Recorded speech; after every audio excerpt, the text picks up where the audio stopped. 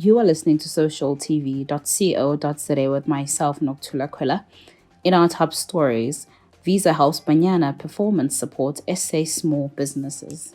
And Tembisa High learners smile their way to improve confidence with Sun International. Starting off with our top story, Visa, sponsor of the FIFA Women's World Cup Player of the Match Award, is providing grants to help women own small and medium businesses in the respective country thrive with capital to grow and sustain their businesses. This extension of the Athletes Award supports WSMBs with $500,000 in total grant funding across the 64 matches and potentially 32 qualifying countries. Following the group stages match against Argentina, Native Nosi, a female-owned beekeeping company specializing in local raw honey production founded by Mogati Mabela from South Africa, received $5,000 grant. The company's investment in women's football has advocated for equity, inclusion, and creating meaningful connections with athletes, fans, and communities worldwide. Visa understands equity requires actions and resources. We're excited to use the world's biggest stage for women's sport to put the power for change into the athlete's performance and uplift a business in the home country of each game's player of the match, said Frank Cooper, Chief Marketing Officer of Visa. This initiative stems from Visa's multi-year commitment to help women entrepreneurs access crucial financial resources and empower inclusion in the global economy. Supporting women in sports is important for future business success. Moving on to our next story. Learners from Tembisa Commerce and Entrepreneurship School of Specialization with focus on tourism and hospitality were instilled with confidence to help them transition through their teenage years at the Sun International Women's Month workshop. The 80 grade 8 learners enjoyed the Smile, Shimmer and Shine workshop, which forms part of Sun International's Adopt to School program. The workshop was a pilot which aimed to equip grade 8 learners with coping skills that will help them better manage the challenges they may face.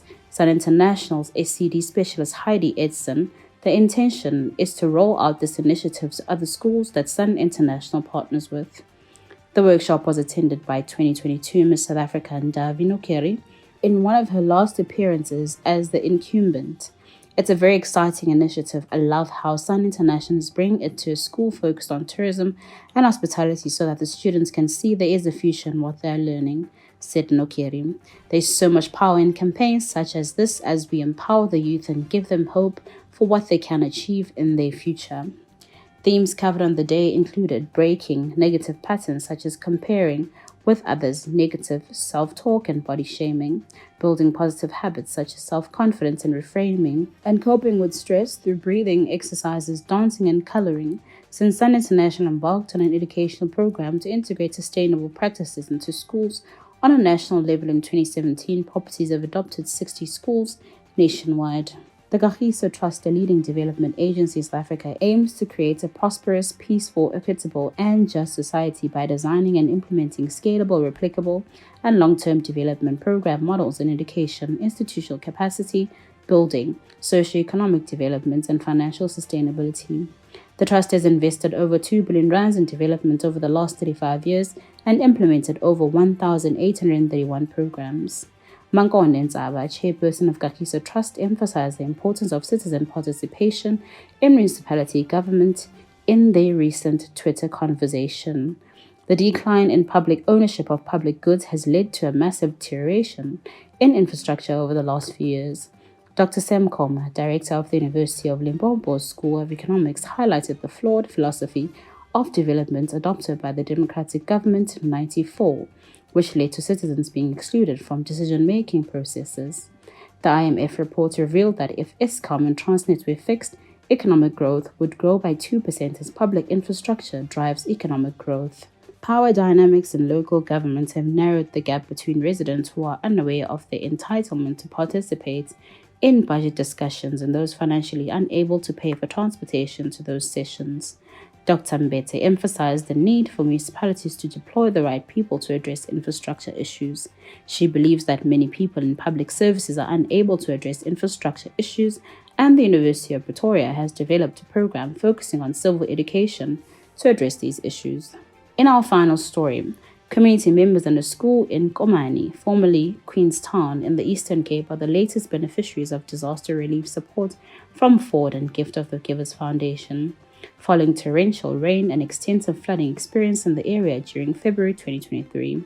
With large portions of the town submerged and informal settlements particularly had hit, for South Africa and Ford Motor Company Fund responded to the appeal by Gift of the Givers for funding to roll out urgent humanitarian aid. Ford Fund provided a grant of more than 500,000 rands for the relief efforts, with half the funding earmarked for the distribution of much-needed food parcels, potable water, mattresses, clothing and hygiene packs to affected members of the community.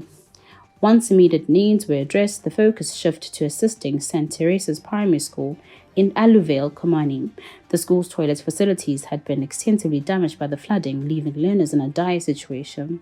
Additionally, the team painted the inside of the ablution blocks, replaced damaged doors, repaired broken windows, panes, and stone guards, and inspected and replaced damaged water pipes.